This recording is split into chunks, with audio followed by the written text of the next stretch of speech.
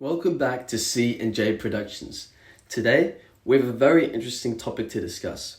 We all know the hero Batman, correct?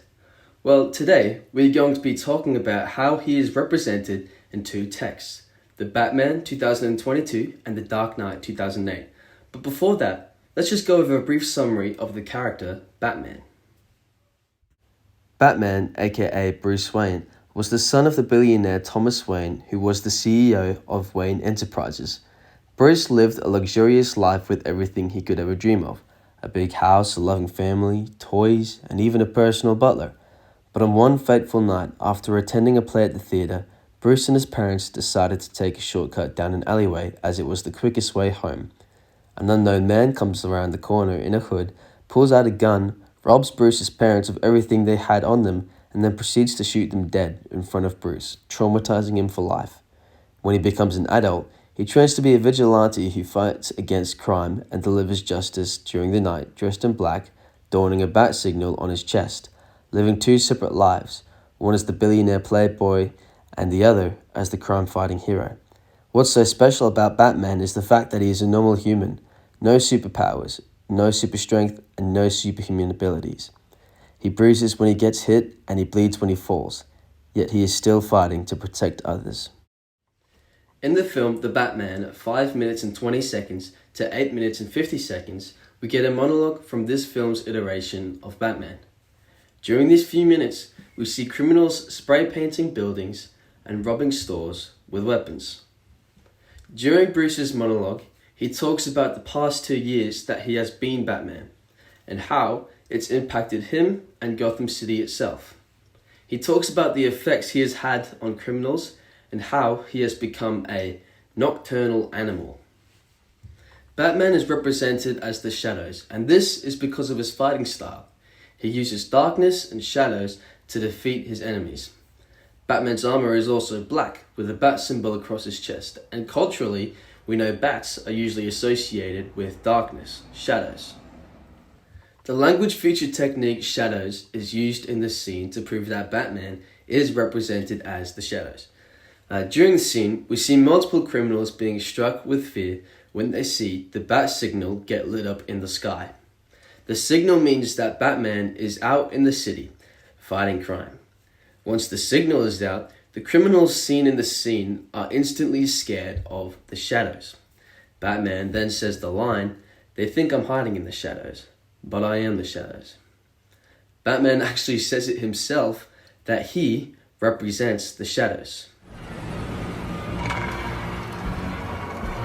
They think I'm hiding in the shadows.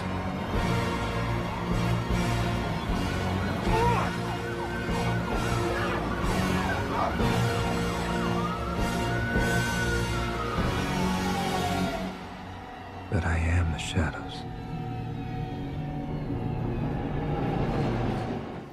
The text structure technique background is also used in this scene. We see a person robbing a store with a gun. While the robbery is going down, the camera slowly focuses on the background, outside the store window, and all we see is darkness. The music in this scene gradually starts to pick up and gets heavier, creating an eerie atmosphere in the scene as if someone is out there looking in through the window. In this scene, we don't know where Batman is. Is he in the shadows? Is he in the Batcave? We don't exactly know where he is. The movie is trying to say in this particular part that the darkness we see outside the window is supposed to be Batman. Here is an image from the film where we see Batman actually lurking in the shadows. This image helps to link back to my previous statement that Batman represents the shadows. The audience is positioned to believe that Batman is a dark vigilante who delivers justice for those who can't do it themselves. He's Gotham's savior. What's being valued in this scene is the use of darkness and fear. Batman uses both these techniques to frighten his enemies and throw them off balance. It's believed in this scene that Batman is the embodiment of darkness and righteousness. He protects and fights for those who are unable to do it for themselves.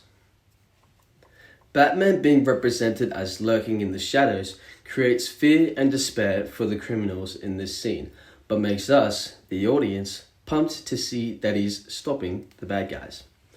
Now, let's talk about heroism.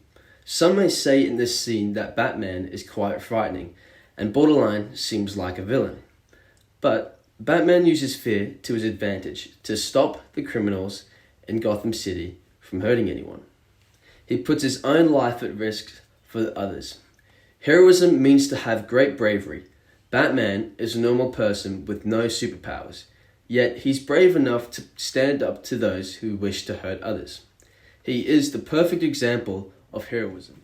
We will now look at the 2008 iconic movie The Dark Knight and observe what text structures and language features did this film use to create one of its most iconic scenes from the Dark Knight series. Over to Josh for the rest.